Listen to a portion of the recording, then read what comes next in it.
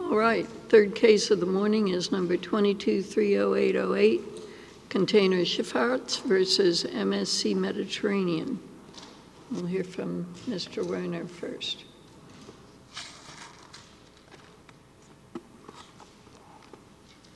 Good morning. May it please the court. My name is Jon Werner. I'm with the law firm of Lyons and Flood, and I represent the appellants, MSC in this case.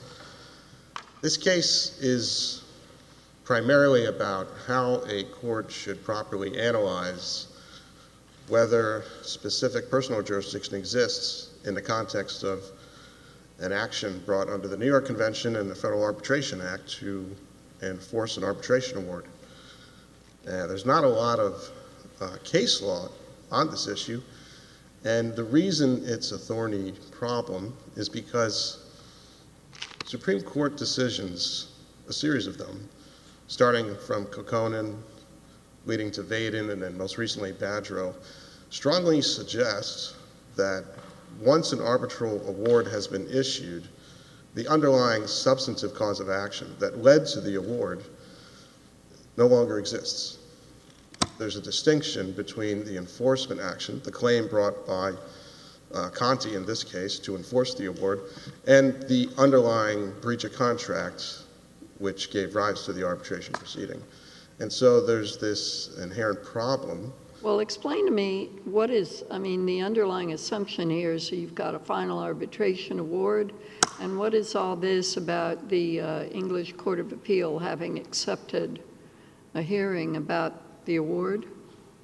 I'm happy to explain, Your Honor. And in fact, there's some new developments that just recently happened in the UK proceedings on Friday. So the backdrop is that Conti and MSC were engaged in arbitration in London for a number of years over this incident.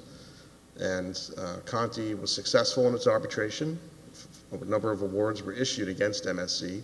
But MSC filed a proceeding in the High Court of Justice in order to invoke a limitation of liability regime under the LLMC.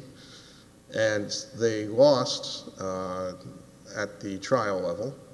They then sought leave to appeal from the UK Court of Appeals, which was granted. Hearing was held on July 11th and 12th, and just this past Friday, a judgment was handed down by the UK Court of Appeals denying MSC the right to limit liability. Now, MSC is still considering its options, but it is strongly considering seeking leave to further appeal from the UK Supreme Court.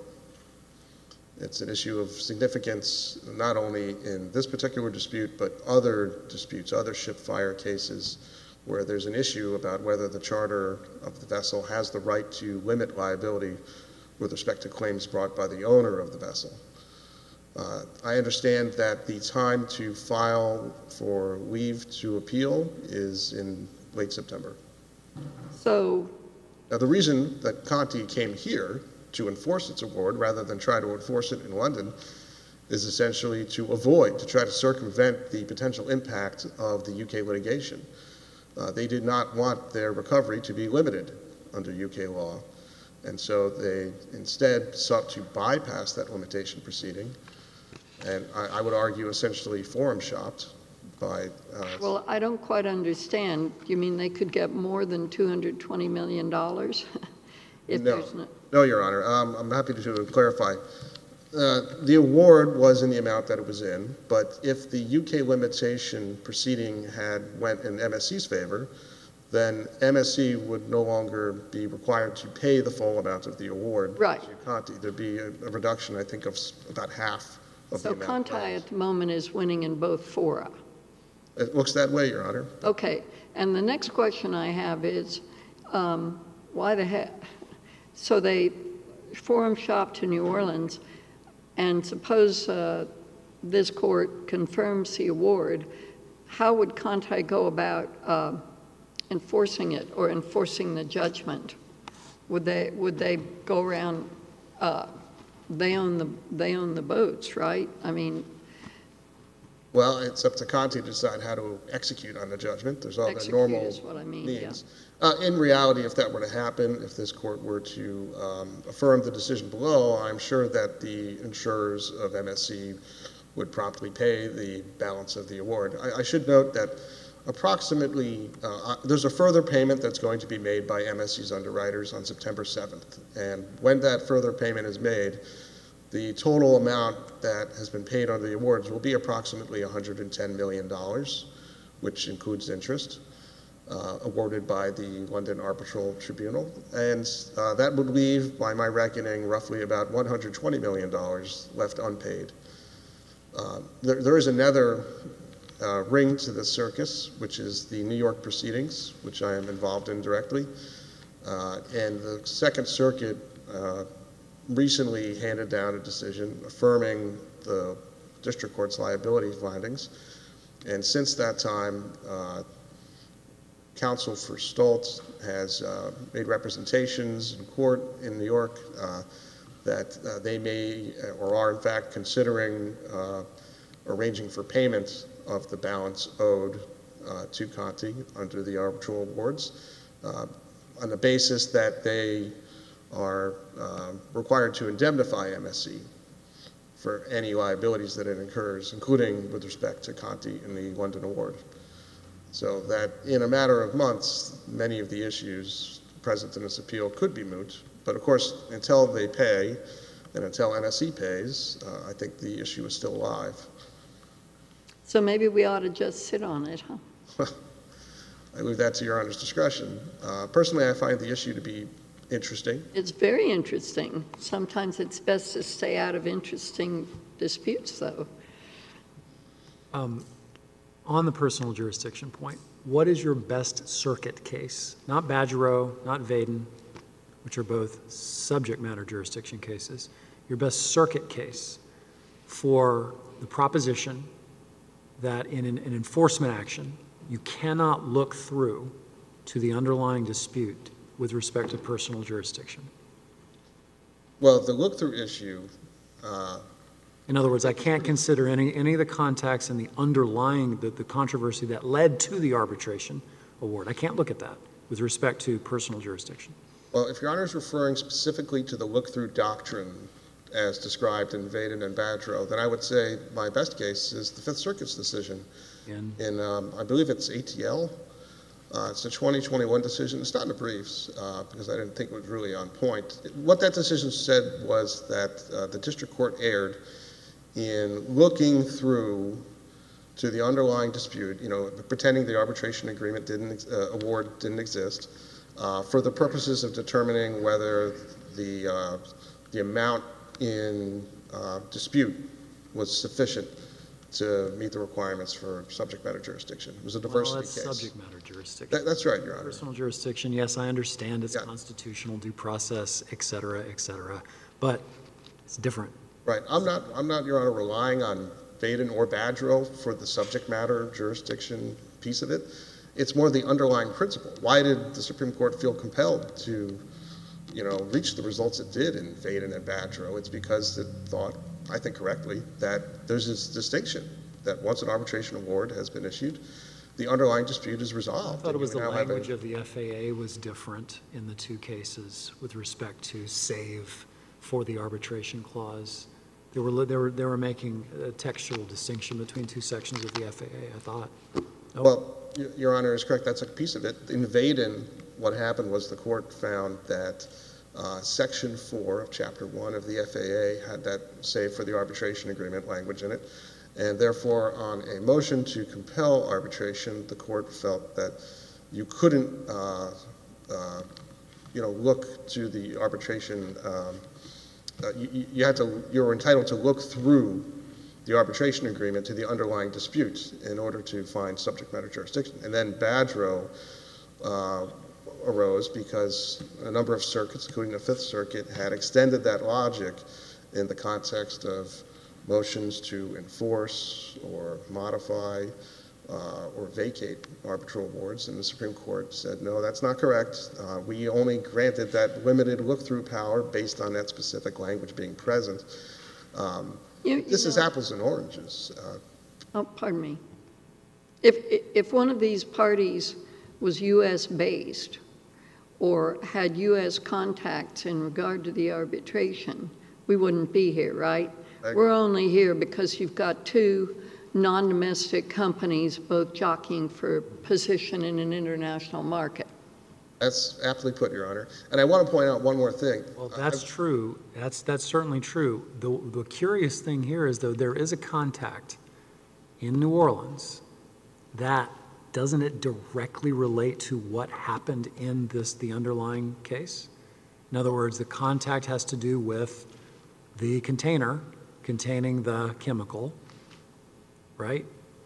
Doesn't that change? I mean, that's the thing. If it was purely just, well, the parties have nothing to do with it and we're just here purely on forum shopping, yeah, but the container was here.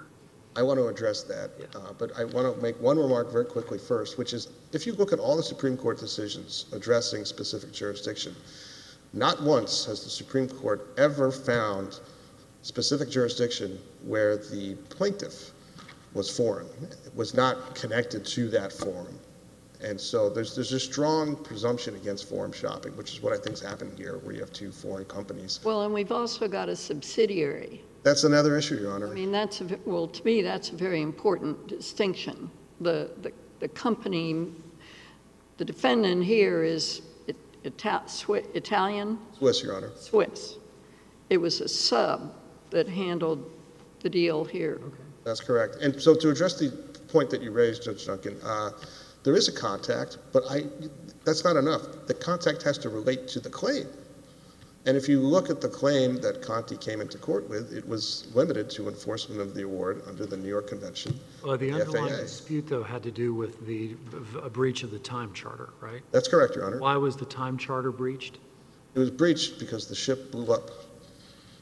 And why did the ship blow up? Well, if we go that way, we can go all the way back to the Stone Age, if you keep moving the goalposts. No, we don't need to go back to the Stone Age. We need to go back to New Orleans, right? But if you look at that, well, I'm being a little facetious, but if you look carefully at when the breach occurred, was it the acceptance of the goods? Well, that happened in Antwerp, Belgium, where there's a dangerous goods screening center.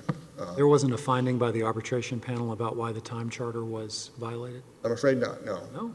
There's no specific moment that they fixed. It wasn't necessary for them to say. Well, the Second Circuit says that MSC should have known that this was dangerous cargo and should have looked for certain instructions that were contained in some other document, right? Something like that. No, Your Honor. The Second Circuit found that MSC did not act negligently and that they could not have reasonably known about the risks presented by this cargo, meaning the degree of the danger. So why is there a $200 million arbitration award then for violation of the time charter? MSC conceded that it breached the charter party because the DVB, as it turned out, it's the name of the chemical, divinylbenzene, because it exploded, it therefore was no longer properly shipped cargo under the IMDG code. It's strict liability. Right, but didn't it explode because of the temperature that it was stored at? It was a number of factors: the amount of oxygen, the temperature, primarily the temperature, Your Honor. Okay, correct. and the temperature, if you walk outside this courthouse, it's really hot, right? It certainly is. So it was stored here in New Orleans. The temperature was too high. Isn't that right? In addition, though, it then spent another 10 days sailing around the Gulf before heading across the Atlantic. So, I would argue that the real breach is either where the explosion occurred, which is mid-Atlantic, or in as Judge Jones suggested, the failure to properly scrutinize the cargo earlier in. I guess what I'm getting at is if personal jurisdiction depends on there being no contact related to the underlying dispute.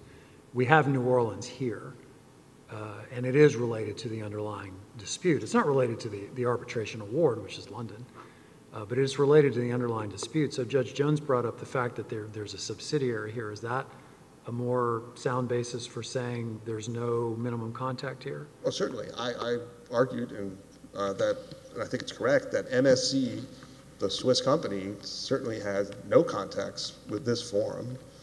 All the actions taken with respect to the carriage of these goods were done by its U.S. subsidiary.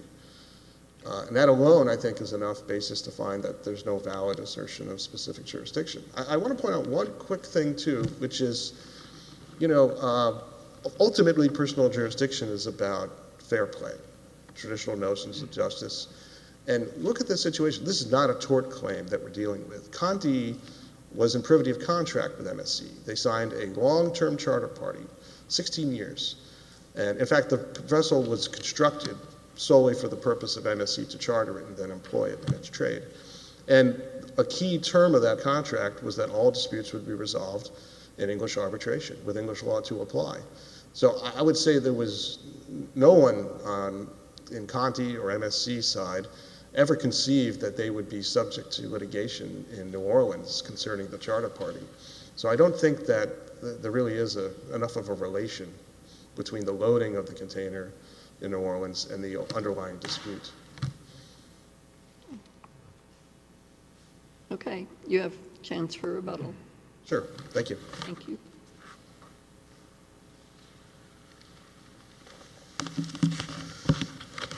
Okay, Mr. Kraatz? Yes, Your Honor. Good morning. Arthur Kraatz on behalf of the appellee Conti. I think that's how we've shortened it. Why is there always a dot after the 11? Your Honor, I wish I knew the answer to that question. I don't know, It's not but I just keep seeing that and thinking it's a typo, but it's not. it's not a typo.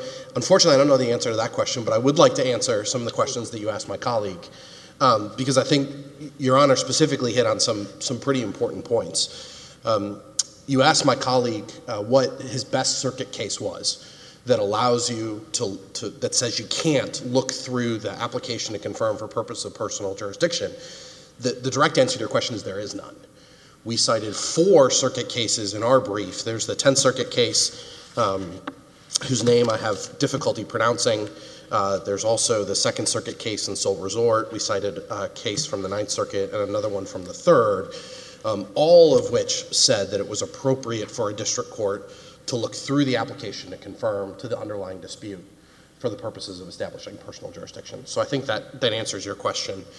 There was also some discussion about what connection this case has to New Orleans and why this case is here, and I want to address that directly.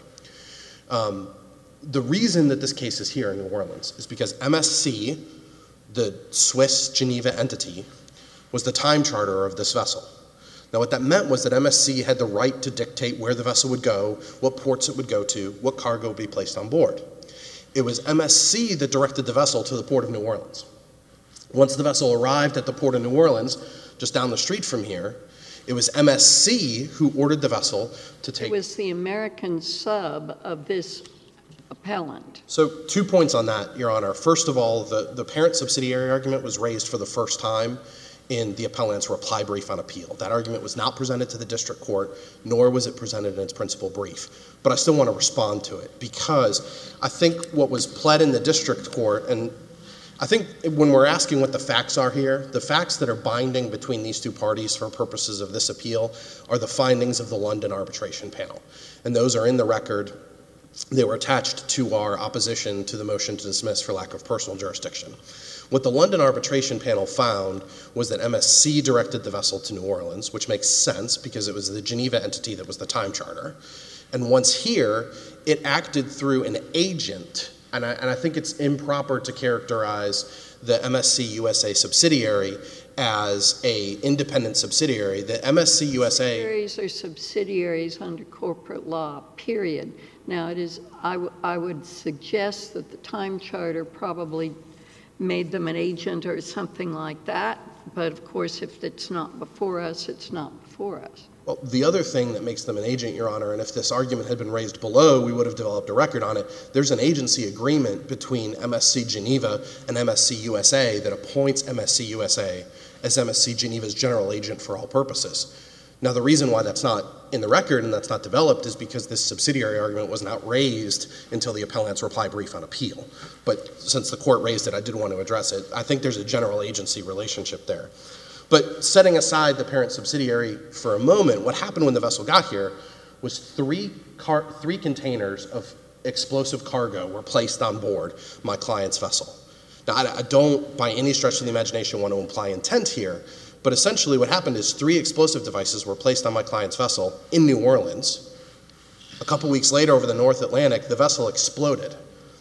I think it's uncontroversial that if there was no arbitration clause, my client could have sued MSC in New Orleans for breach of the charter party for placing 3 explosive devices on its vessel in New Orleans.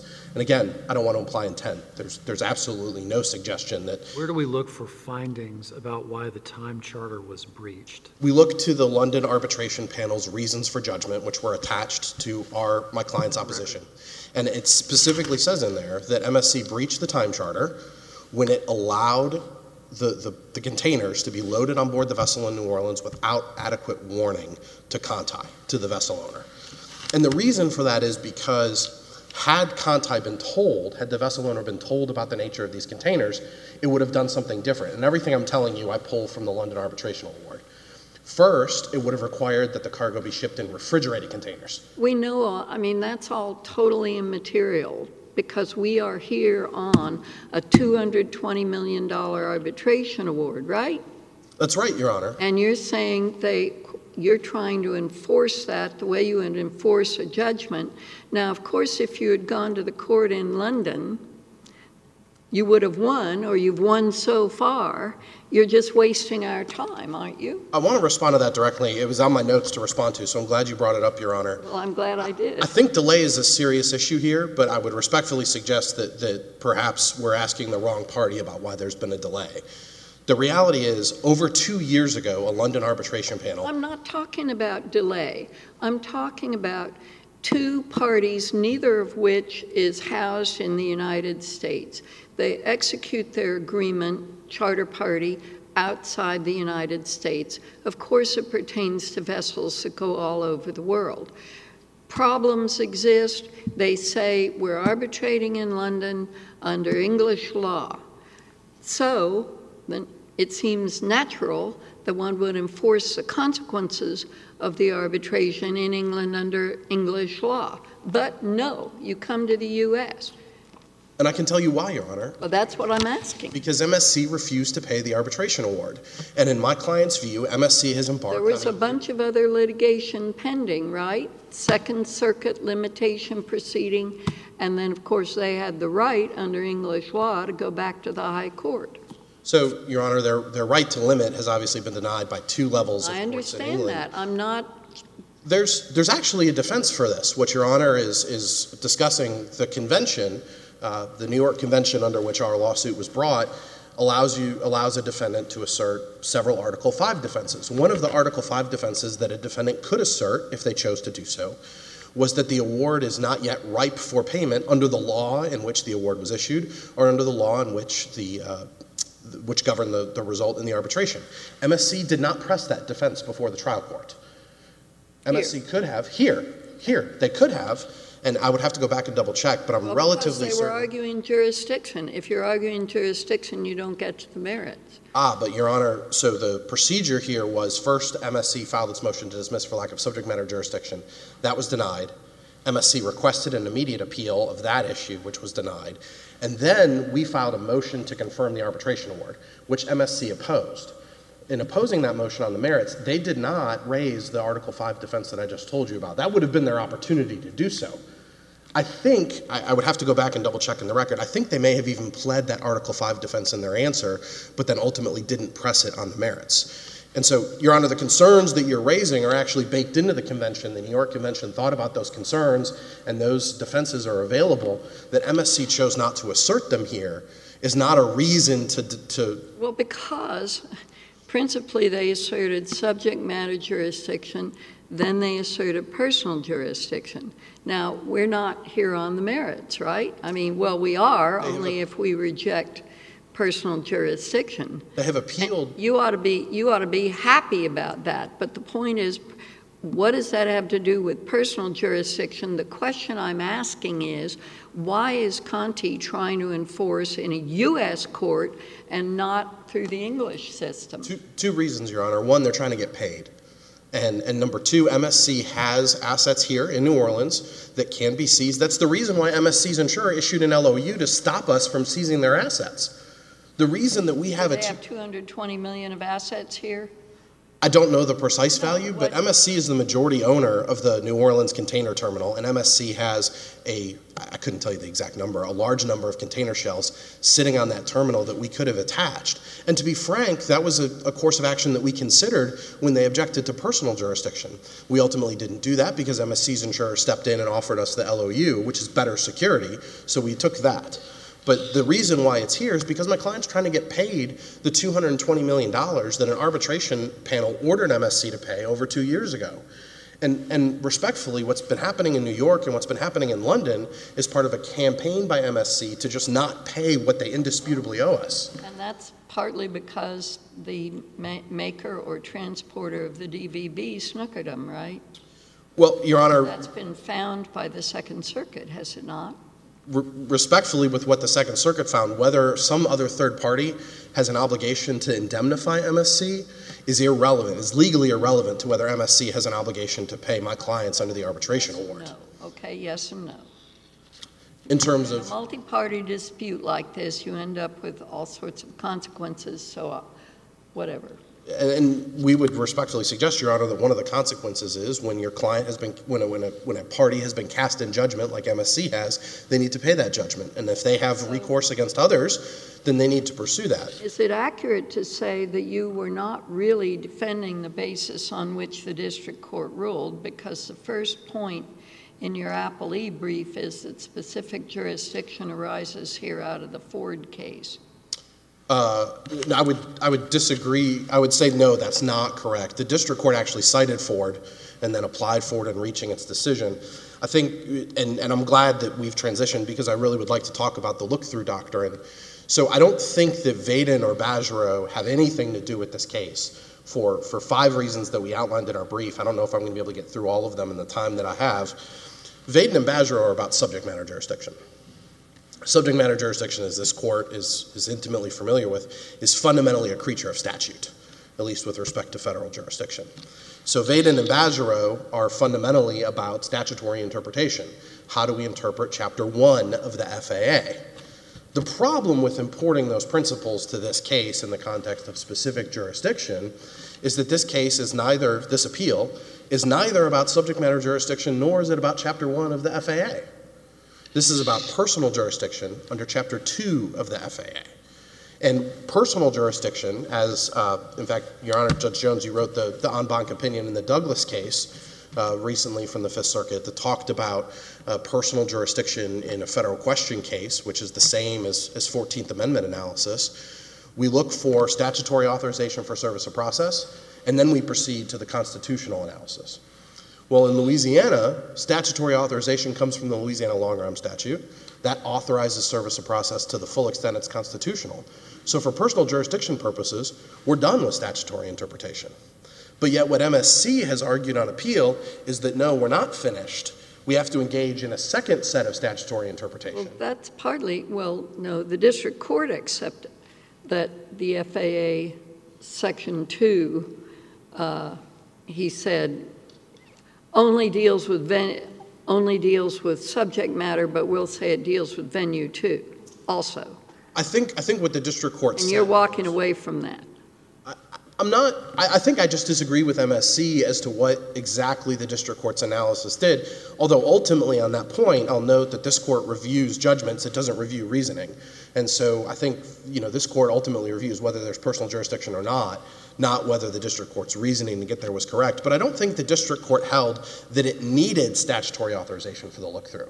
I think what the district court did is it analyzed MSC's argument that it needed statutory authorization, and it talked about all the reasons why Chapter 2 of the FAA and all the reasons why personal jurisdiction is different than subject matter jurisdiction, and then ultimately said, if we need the statutory authorization, certainly the venue statute seems to imply that that's permissible, but what I'm telling this court is that what the district court did next was all it needed to do. which was to analyze personal jurisdiction, specific personal jurisdiction under the Ford case. And an MSC on appeal doesn't seriously dispute that once you engage in that analysis, they dispute whether you should or not, right? But once you engage in the personal jurisdiction analysis, considering the underlying contacts, MSC doesn't seriously dispute that personal jurisdiction exists. Actually, I think they did. I made notes about this. They said Ford does not apply because A, unlike the Ford case, Conti is not a Louisiana resident. B, the explosion and therefore the injury occurred somewhere in the Gulf of Mexico, not in Louisiana. There was no injury at the Port of New Orleans. And C, therefore, there were no damages in Louisiana, and all of those are fundamentally different from the Ford case by the Supreme Court. So I will happily agree, Your Honor, that the facts of this case are very different from the facts in Ford. We don't cite Ford, though, for its facts. We cite Ford for the holding that the U.S. Supreme Court reached, and that was specifically that when analyzing specific personal jurisdiction, you look for contacts that arise out of or relate to the cause of action. Well, you're just completely doing away with arising out of, and you're doing away with all the limitations that the court had previously expressed, and the Ford case does not go that far. Admittedly, it's pregnant with ambiguity, but it certainly does not go that far, because if what you're saying is the case on these facts, then I was wrong in NKV, in which the Supreme Court denied cert. I don't think the en banc court was wrong in that case. What I will say is, let me pose a hypothetical for you. Let's say that a resident of some state on the East Coast, say Virginia, is driving through Louisiana. They have car trouble. They take their car to a mechanic to get fixed. The mechanic, I'll confess to not being a car expert, so that the facts of this may strain reality a little bit. Mechanic does some work on the car. Virginia resident gets back in the car, drive it out of Louisiana. Somewhere in Texas, because of something the mechanic has done wrong, the car explodes. That's the Supreme Court's, is it BMW case or GM or which one? There's one of those that denies specific jurisdiction in a tort context. I think that's Worldwide Volkswagen in Oklahoma, but what I'm talking about is in that situation where a Louisiana mechanic does something to a car, and as a result of that work, the car explodes in Texas. I don't think anybody would seriously argue that there's not personal jurisdiction in Louisiana for the work the mechanic did on the car that made it explode. Those facts are not fundamentally different from the facts we have in this case, right?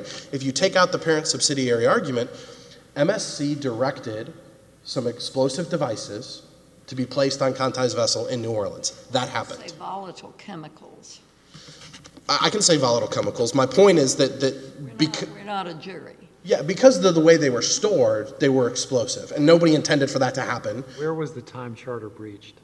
The time charter was breached in New Orleans when the containers were put on the vessel. I think it's difficult to allege another place where it was breached. To say that it was breached over the North Atlantic. There's nothing, there's storing these particular chemicals, what is it, DVB? DVB. Is it a breach of the time charter to send DVB on the vessel? Yes, it was a breach. Well, categorically? No, I'm sorry, I misunderstood your question. So, no, the DVB could, as I understand it, could have been shipped on the vessel in a way that would not have breached the time charter. It would have had to have been stored in refrigerated containers, and it would have had to have been labeled in such a way that it was actually stored above. If it had been disclosed to the owners as explosive, they would have stored those containers above deck and forward instead of below deck and in the middle. And by the way, of course, the stowage happened in New Orleans. The reason why one of the reasons why this incident was so catastrophic is because when these containers exploded, they were in the bottom of the vessel in the middle of it. And so if it had been properly labeled, they would have been stowed differently. So where were the containers improperly stowed? In New Orleans. Did the vessel sink, or was it just? It did not sink. It was, I will just say it did not sink. It was very, very seriously damaged. There was a period, it was on fire for several days. It was eventually towed to a port in, I think, Germany. Don't quote me on that. Where eventually was able to be offloaded. I just have a real hard time fitting this, well, first of all, we're dealing with the award of the arbitration panel. We're not dealing with the explosion or a tort case. So it's a contract case between very sophisticated parties. And you're trying to enforce a judgment of, you know, a London arbitral panel. And the breach, if anything, occurred when the Swiss company fails to pay Conti, right? You mean the failure to satisfy the arbitration award? Correct. That's the contract breach. That's when the arbitration award was not satisfied. But Correct. Of course we contend, and I guess the point here is that when the United States acceded to the New York Convention, and when Congress passed Chapter 2 of the FAA, they did that in order to enable participants in foreign arbitrations. I mean, did they? Where does it say that? Well, Chapter 2 of the FAA, and But isn't it curious that while Chapter 2 speaks specifically of venue, it doesn't say anything about jurisdiction. So the fact that it poses venue in the U.S. does not automatically solve personal jurisdiction. I agree with you, Your Honor, and the reason for that is because under decades of personal jurisdiction jurisprudence in the United States, the only statutory authorization you need for personal jurisdiction is the forum state's long-arm statute. And you need to satisfy due process, which means contact. Agreed. And in the contract, yeah. The last, if I may, the last point I'll make is on the contacts. The 4 circuits that have considered that question have all answered it the same way. And so I'd respectfully suggest that this court should not create a 4-to-1 circuit split. Thank you.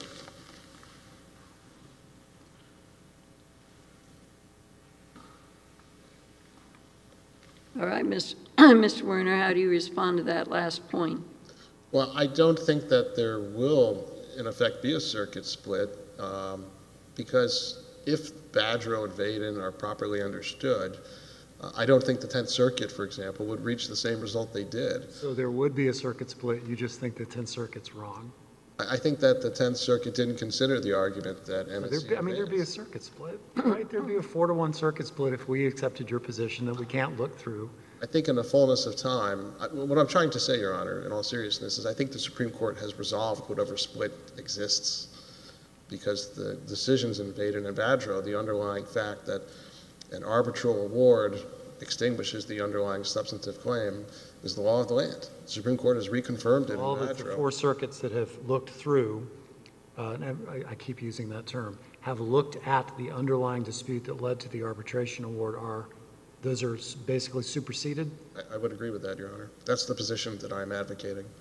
I want to make... Was the time charter violated in New Orleans? I don't believe it was, Your Honor. Where was it violated then? When the vessel exploded. When the cargo became no longer proper cargo under the IMDG code, which is at the time that it reacted the way it did. To address the earlier question posed by the panel, DVB is permitted to be carried aboard vessels. That's why MSC accepted the When is it not? When is shipping it? When would shipping it violate a time charter? So the IMDG code works on the system of a whitelist. If anything explodes, it automatically therefore becomes improper to ship under the IMDG code. Anything that doesn't explode, and as long as it's properly labeled, is proper to be carried. DVB at the time was not heavily regulated under the IMDG code. There was a major oversight by the body, the United Nations, which prepares those classifications. It has since been reclassified. And now there are many different requirements that would have prevented this incident from occurring. So today, if it were being shipped, when would it be improperly shipped? If it is not in the proper type of container, and if it's not set to the right temperature, and if it's not properly labeled or placarded. But it would not be accepted by MSC at those earlier stages. That's why I talk about the acceptance happening in other places. If there was any error by MSC, it would have been in the processing of the documentation, which happens long before the cargo was brought to New Orleans. Now, I just, in my limited time, I want to say a few things about this case. I think it's important to note that MSC is not a scofflaw. This is not the type of case where the plaintiff has to hunt the world to find assets to enforce this award against. MSC and its underwriters have been in constant communication with Conti and their underwriters. Everybody knew that MSC would ultimately pay once all its legal arguments had been exhausted in the UK. And the other thing I want to point out is there anywhere in the other than Eastern District of Louisiana, where the arbitration award could be enforced in a federal court? Absolutely, in New York, where Conti and MSC are actively engaged in litigation together in the limitation proceeding. MSC subjected itself to personal jurisdiction by making a claim in that limitation proceeding. There's absolutely no reason why they couldn't have tried to enforce the award in New York, and we were baffled at the time when they chose New Orleans instead. Well, they're saying that there's they could do a Rule B attachment. They actually cannot, and in fact, I'm surprised to hear that argument because they pled only federal jurisdiction as the subject matter jurisdiction. They didn't plead in their complaint. They didn't allege the admiralty jurisdiction, and they couldn't have because once the award was issued, they no longer had an admiralty claim. So why was the LOU issued by the insurer? The LOU was issued by the insurer to prevent them from taking efforts elsewhere in the world, which they were threatening to do at the time. For example, going to South Africa, which has a very different legal regime and allows for arrests of vessels under different circumstances. Okay. Now, the final point I want to make is just as a matter of public policy. Suppose that we accept that the original underlying claim still somehow attaches when you're seeking to enforce an award, and you're going to analyze specific jurisdiction based on contexts that relate to that underlying claim. What would you do in this circumstance? Suppose that there's an arbitral award where there's two different breaches of contracts, and one occurred in New Orleans, but another one occurred in Switzerland, let's say. When you're seeking to enforce that award, is it sufficient that the one breach that occurred in New Orleans, is that enough of a basis to find personal jurisdiction to enforce all of the awards issued in that arbitration proceeding? I think you're going to run into problems like that. I think what we need in the personal jurisdiction context, just like subject matter jurisdiction, is a bright line test that's easy to apply, particularly because the whole point of the Federal Arbitration Act and the New York Convention is that courts are not supposed to have to delve into the merits. It's supposed to be a very limited review of certain issues and defenses. And it's not, look where we are now. It's been more than 2 years since Conti sought to enforce its award. And we're now talking about the merits at length of the underlying incident. What was the basis for Conti to seek limitation in New York?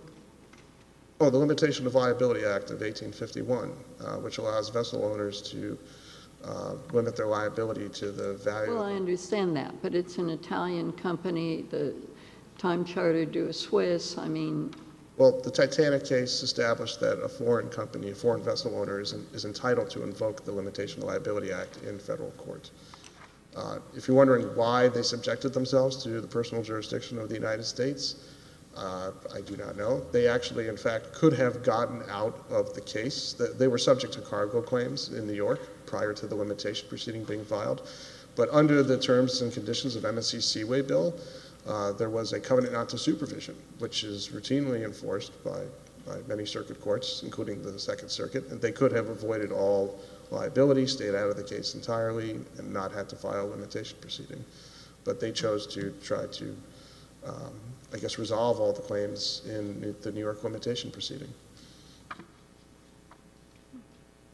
Thank you, Your Honors. All right, thank you.